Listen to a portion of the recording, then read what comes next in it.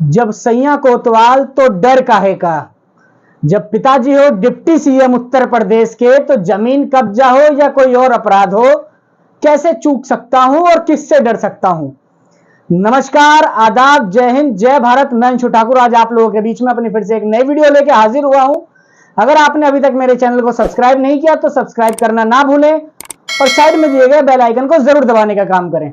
साथियों, मैं बात कर रहा हूं उत्तर प्रदेश के डिप्टी सीएम जो अपना ही विधानसभा सिराथू का इलेक्शन हार गए थे, लेकिन उसके बाद भी योगी सरकार की मेहरबानी से उन्हें डिप्टी सीएम बनाया गया।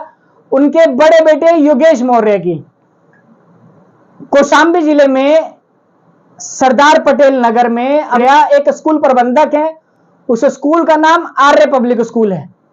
शनिवार को वहां से घटना सामने आई, जो घटना उत्तर प्रदेश में योगी सरकार के राम राज्य की प्रकाष्ठा को किस तरीके से स्थापित करने का काम कर रहे हैं, यह जाहिर करने का काम कर रही है।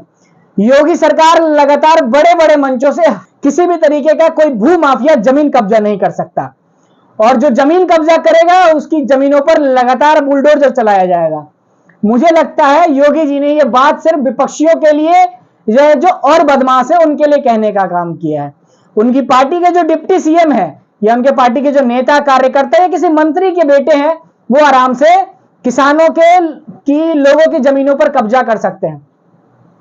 साथियों, सरदार पटेल नगर में जो स्कूल के प्रबंधक हैं योगेश मौर्य, केशव प्रसाद मौर्य के बड़े बेटे हैं, उनके स्कूल के बगल, उनके स्कूल के सामने एक 2 बीघा 5 बिस्वे की किसानों की जमीन है, जिसपे शनिवार को अचानक पता चलता है कि जेसीबी द्वारा एक लोहे का बड़ा सा कंटेनर रख दिया गया।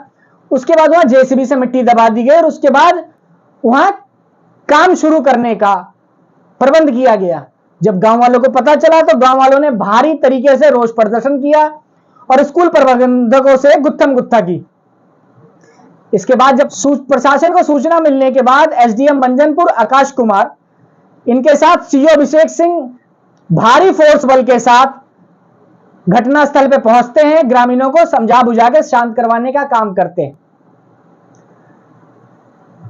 लेकिन मामला शांत नहीं होता। जब जो किसान है वहां के, वो लगातार कहने का काम करते हैं कि केशव प्रसाद मौर्य के जो बेटे योगेश मौर्य हैं वो हमारी जमीन कब्जा करने का काम कर रहे हैं। लेकिन प्रशासन डिप्टी सीएम की वजह से उनके बेटा योगेश मौर्य ने, क्योंकि जमीन कब्जा की है, सत्ता है, सरकार है, लगातार योगेश मौर्य के हाँ में हाँ मिलाने का काम करता है।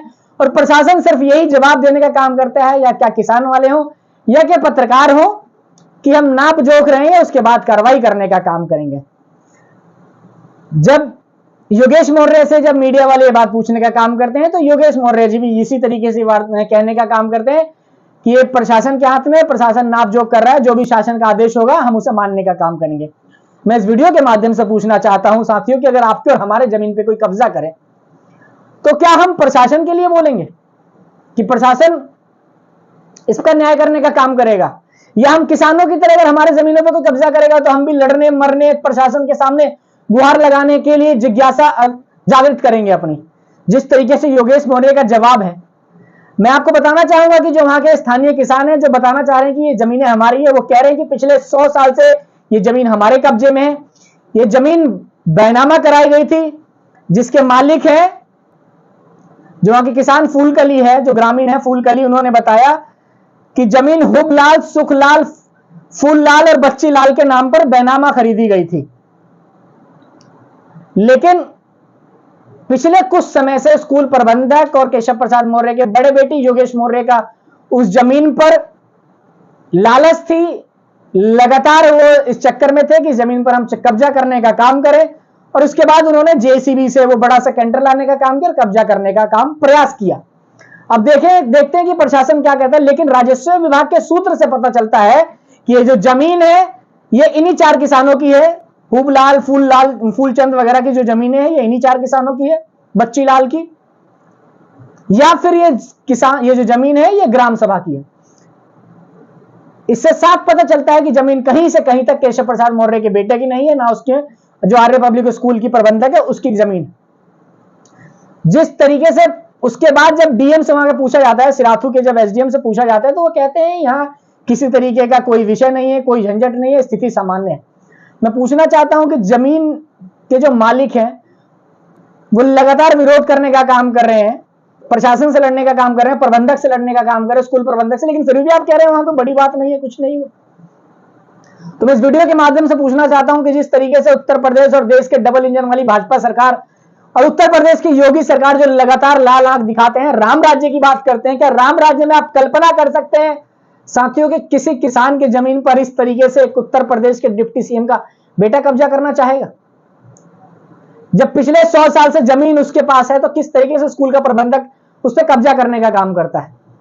इस वीडियो के माध्यम से आप जरूर बताने का काम करें। उसके बाद जो उत्तर प्रदेश की राजनीति है वो गर्म हो जाती है। जो कांग्रेस पार्टी है वो अपना नया डेलीगेशन तैयार करती है और उस पर जांच के लिए भेजने का काम करती है।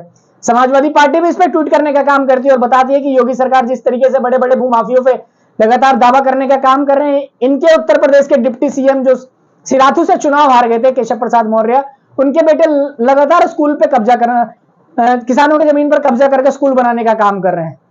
क्या योगी जी का यही राम राज्य है? क्या भारतीय जनता पार्टी का यही राम राज्य है?